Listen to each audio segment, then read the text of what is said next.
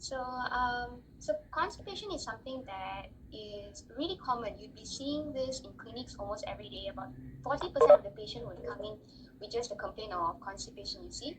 So it's more of a symptom rather than a disease. And us as doctors, we tend to say that you are constipated if you've got less than 3 times of bowel movements in a week. But somehow, over the years, we've reached a more standard definition to how we define constipation, which is by using the Rome 4 criteria. So, according to Rome 4 criteria, we need to have 5 of these symptoms within the preceding 3 months. So, the first one will be fewer than 3 spontaneous bowel movements in a week, straining for more than 25% of the defecation attempts, lumpy or hard stool 25% of the time, sensation of anorectal obstruction or incomplete defecation, or the need to evacuate your stool manually about 25% of the time. So those are the criteria that you would look into when somebody comes in with constipation with you. But the main thing is, the most important thing is, when you're using the Rome 4 criteria to see whether one is constipated or not, you have to make sure that they do not fit into the irritable bowel syndrome criteria as well. So on the next slide, I've put both the criteria on board. So on the left side is whatever that I've mentioned just now, the symptoms and signs to show that one is constipated, and on the right side would be the irritable bowel syndrome. So you have to make sure that your patient does not have recurrent abdominal discomfort, which improves with defecation or with or the onset has it started with a change in frequency or change in the form of stool, because that would mean that it overlaps with irritable bowel syndrome, and for us to just say that one is constipated, they have to just fit in the Rome 4 criteria for constipation. So when you see patients with constipations in clinics, there are a few things that you need to identify first. So look into their gender, see what's their age, how sedentary they are, and the kind of diet they have. So when they would dig in further into their stool size, the frequency, consistency, and how easy it is for them to evacuate their stool. And when did it start? Do they need to digitally or manually evacuate their stool? And look into their diet and defecation history as well. So there are a certain group of people who are more prone to be constipated, those with hypothyroidism, DM, scleroderma. Well, hypothyroidism in general is when you have low thyroid hormones, and you need thyroid hormones to have normal function of cells, you see. So when these gut cells have reduced function, thus you have reduced gut motility as well. Same goes with diabetes. In diabetes, you have neuropathy. So when you have neuropathy, the nerves to innervate your gut cells will be affected. Thus, you also have reduced gut motility as well. And medications like anticholinergics, so a lot of patients on antipsychotics or antidepressants, even antispasmodics, they tend to be from the anticholinergic group. So anticholinergics, basically they block the effect of acetylcholine, and you need acetylcholine for your muscles to move, you see. And same goes with opioid. When you take an opioid, it releases this enzyme called cyclase enzyme, and it inhibits a calcium channel blocker, which reduces the acetylcholine release. So these are the few things that you should get from your patients, just to see, where how severely they are constipated, and what is it that could lead to why they are constipated. Okay, so in the examination, most of the time they are quite unremarkable, but when they are severely constipated, they come in with abdominal distension. But the most important examination, I would say, would be your rectal examination. So so when you are carrying out the rectal examination, you put patient in a fetal position. Just make sure that it's safe for you to insert your digits into their rectum. Just make sure that they're not in pain and all that. So once after you insert your digits into their rectum, you have check on the resting tone, see if they are laxed or not. See if, let's say, they can easily and voluntarily contract their muscle or relax. And then if there is stool, just look at the amount of stool and consistency of the stool there as well. And the next thing is, you can ask them to bear down. That means you can ask them to squeeze and bear down. So when you ask them to squeeze, you can tell how well the external sphincter muscle is working. And when you ask them to bear down, you can see how well the perineum is descending. And if it's in female patients, you can try to look for cystocele and rectocele as well. Alright, next up, you can do some basic investigations like taking the TFT, serum calcium, potassium, magnesium. Some of these electrolytes. High calcium can cause constipation. Low potassium, magnesium can cause constipation as well.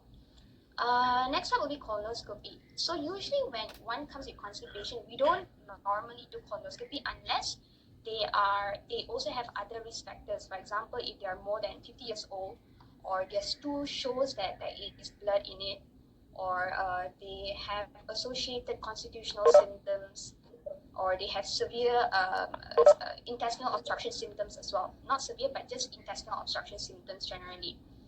So you can do colonoscopy just to see what could be the reason they're constipated. The second thing would be colonic transit study, Inomanometry, MRI deficography. I'll be touching on all of that, but the one that I think we do mostly in our clinics would be the colonic transit study and Inomanometry. As I understand, MRI deficography was just started in Sultanah Bahia. Back then, we used to send our patients to UKM. So the Manual of Rectal and Colon Surgery divides constipation into 3 subtypes. So the first one would be the normal transit constipation, slow transit constipation, and pelvic constipation. So normal transit constipation tends to be it's more of patient's perception.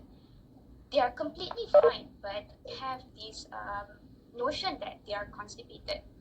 So this tends to be associated with psychosocial stress, and most of the time they respond to reassurance. You just have to reassure them, and if that doesn't work, then you can try giving fiber supplementation and laxatives.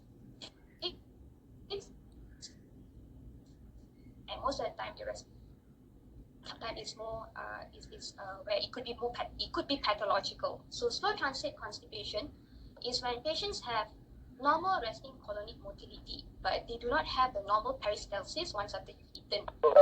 So they would not be able to move their bowels for like days or weeks despite enemas and laxatives. But in some cases, they can respond to it, and most of the time they tend to respond to biofeedback. The third type is the pelvic constipation. So usually pelvic constipation happens when there is a discoordination between the pelvic floor with the rectal sensitivity, and on top of that, if there's impingement. Because when you're defecating, as you understand, defecation is a coordinated process.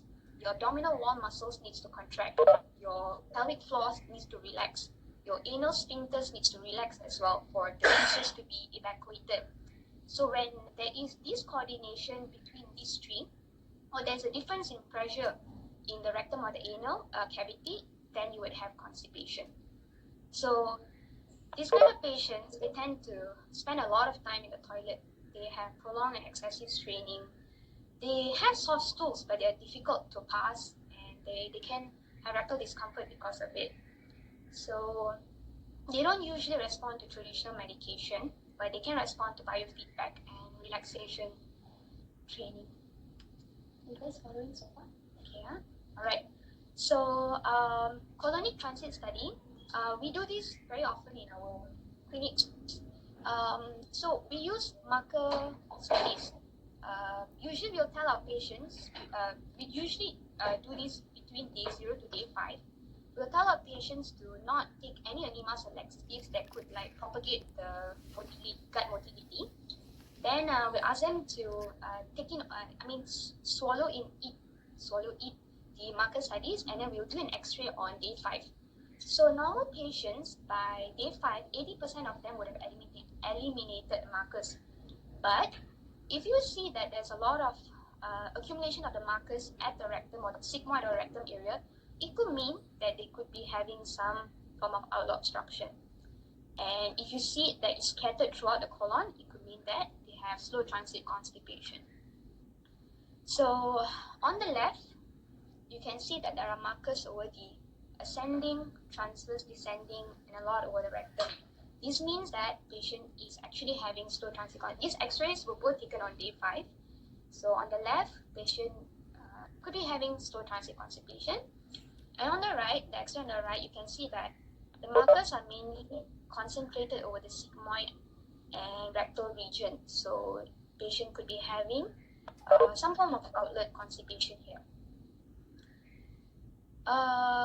So basically, this colonic transit study would roughly give you an idea of where the patient is in terms of where they're, or the type of constipation they could be having, and we can try to treat them accordingly.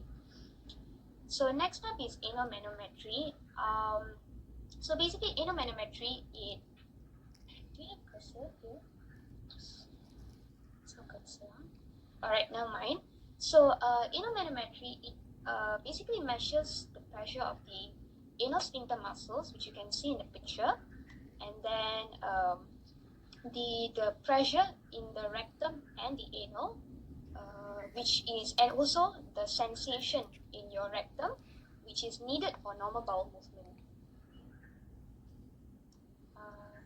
Sorry, I just need to use the cursor.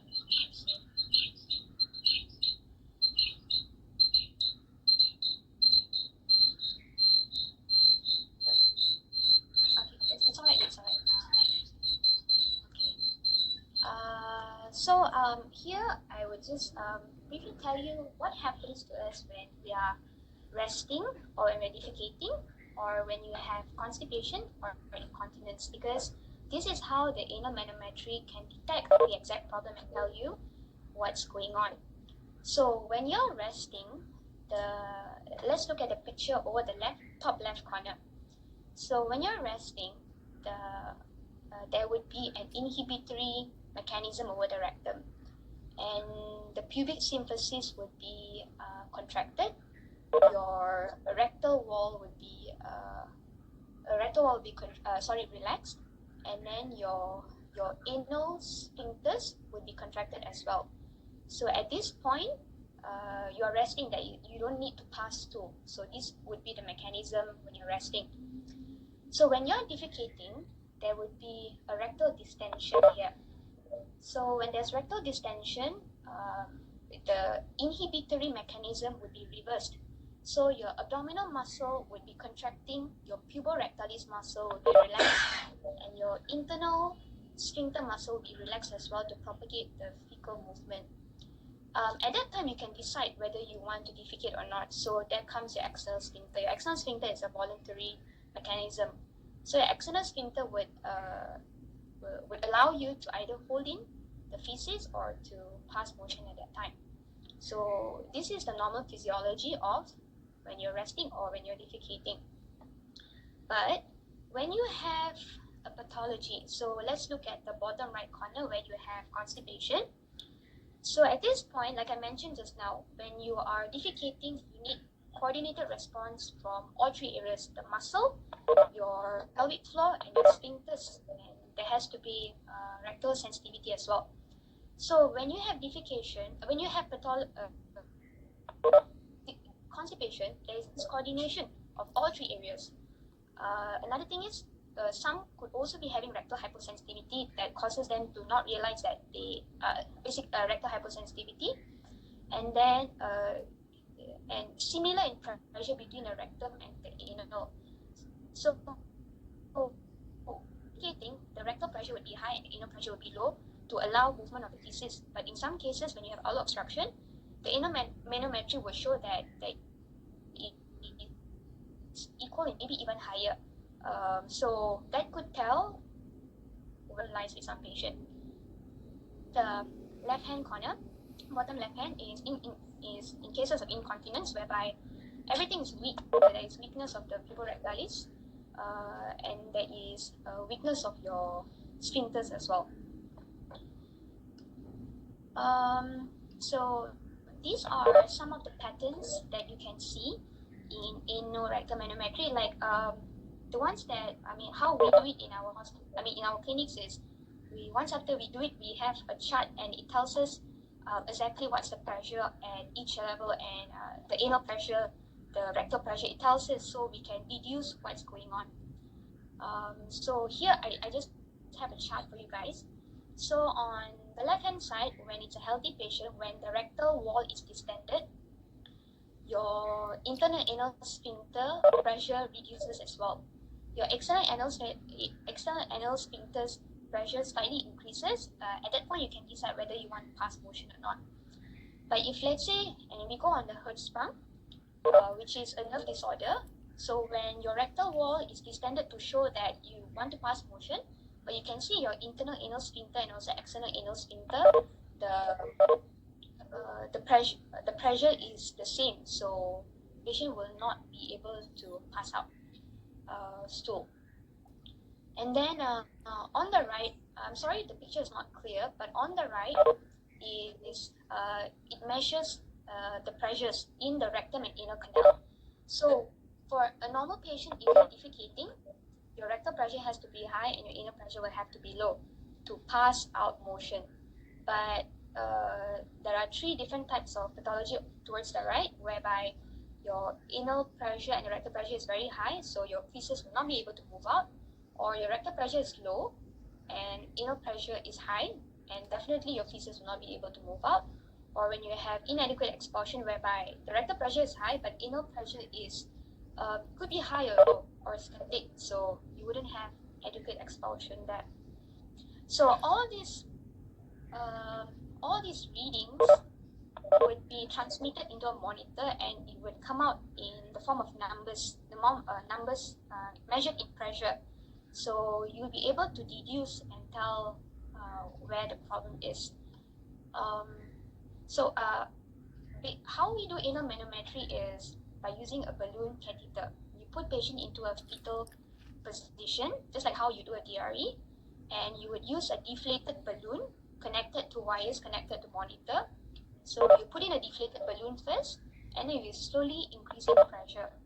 So first you'll be measuring the resting pressure, then you'll be asking patient to squeeze, and when they squeeze, it would transmit the sphincter pressure to the monitor, and you'll be able to see. And then when you're inflating air, patient will start having the sensation of bearing down. So then you can tell what is the pressure in between the rectum and the anus and the anal cavity.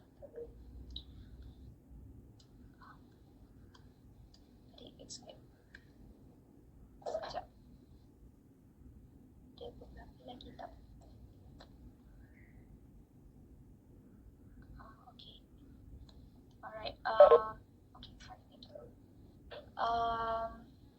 So I've talked about the colonic transit study. I've talked about the Inomanometry. So MRI deficography is something that we've just started. Basically, it is an MRI visualization of a person who is defecating. So in there, you can see in depth if they have any rectal seals or antral seals or cystal seals that could be obstructing the outlet, and you can manage patients based on that. So in terms of management, the first thing first is you've got to eliminate if there's any possibility of malignancy or not. So if that is excluded, then you can slowly go into lifestyle modification. You can advise a patient to take in fluids, high fiber diet, exercise more, and then so these could help them with your constipation. And if that doesn't work, you can start with osmotic agents like Miralax and lactulose. So these osmotic laxatives, it promotes fluids to be shifted to the colon via osmosis, so you'll be able to pass motion more easily. And then you can use colonic irritants, but I don't think we use these in our clinic setting or our hospital. I'm not too sure about that. But colonic irritants such as senna and cascara, they stimulate colonic motility. The thing is, you can use mineral oils, enemas, and finally, if let's say all the medical management does not really help, you can use biofeedback.